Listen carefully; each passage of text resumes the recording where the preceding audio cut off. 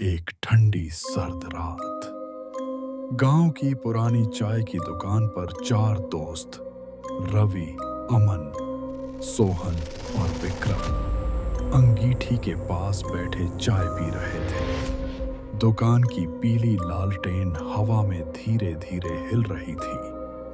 बाहर धुंध फैल चुकी थी।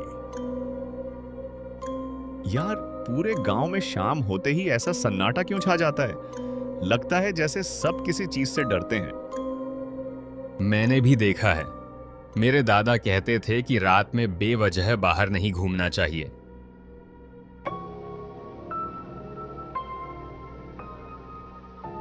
अरे, ये सब पुराने लोगों की बातें हैं।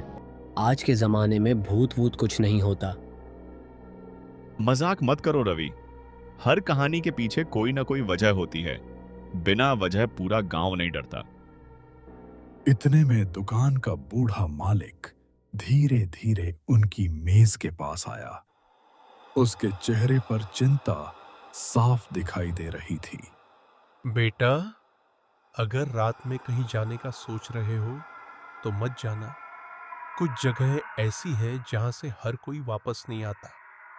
चारों दोस्त एक दूसरे की तरफ देखने लगे। अब तो जाना पड़ेगा। आखिर ऐसा क्या है? कुछ सवालों का जवाब जानने से अच्छा है उन्हें कभी ना पूछना।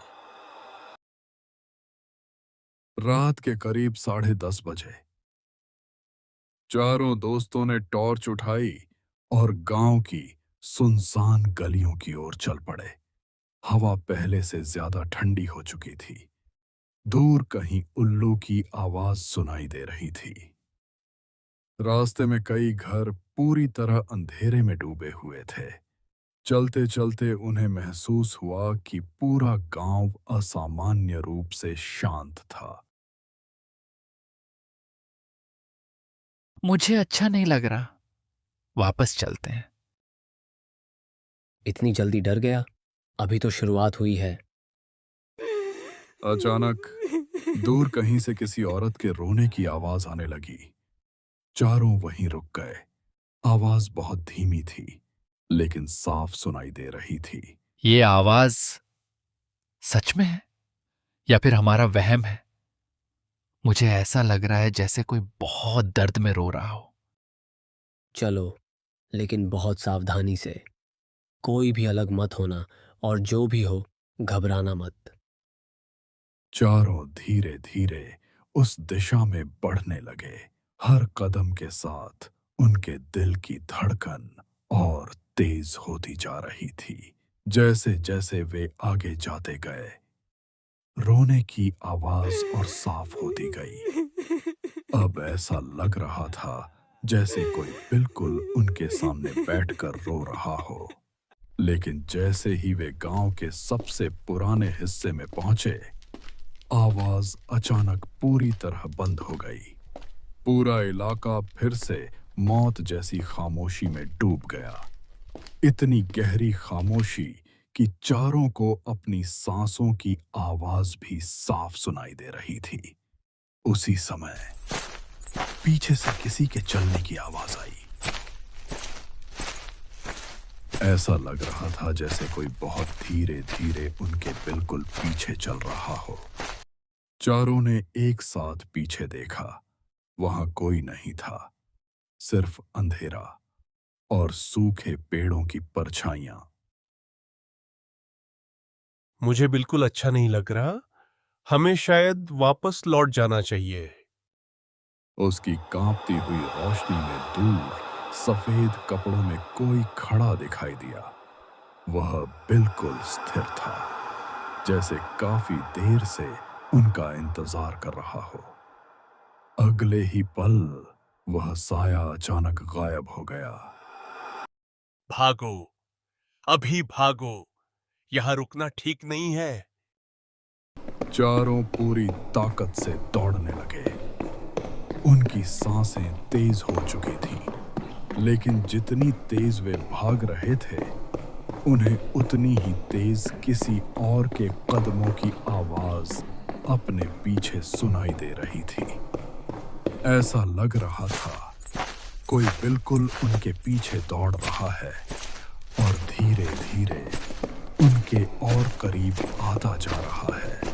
अचानक अमन का पैर जमीन में निकली एक जड़ से टकराया और वह जोर से गिर पड़ा। बाकी तीनों तुरंत उसके पास रुक गए। पीछे से आती कदमों की आवाज अब बिल्कुल पास सुनाई दे रही थी।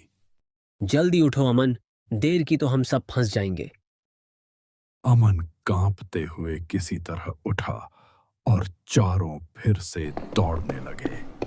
तभी तेज ठंडी हवा का एक झोंका आया।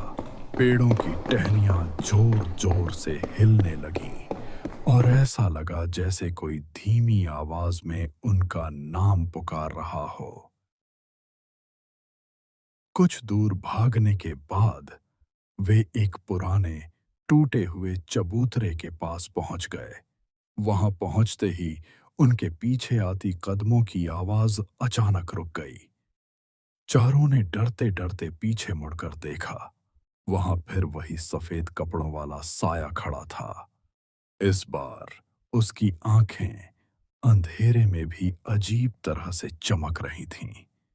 उसका चेहरा साफ दिखाई नहीं दे रहा था, लेकिन ऐसा महसूस हो रहा था कि वह बिना पलक झपकाए लगातार उन्हें ही देख रहा है।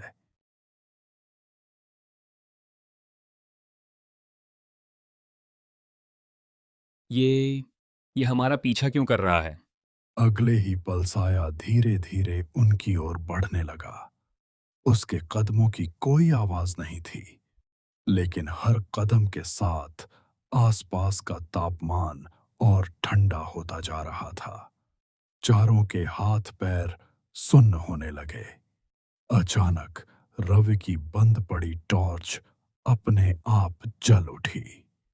उसकी रोशनी जैसे ही उस साए पर पड़ी, वह एक पल के लिए धुंध की तरह कांपा और फिर बिना कोई आवाज किए घने अंधेरे में गायब हो गया। लेकिन उसी क्षण दूर से फिर वही दर्द भरी रोने की आवाज गूंज उठी, पहले से भी ज्यादा साफ, जैसे इस बार वह उन्हें अपने पास बुला रही हो।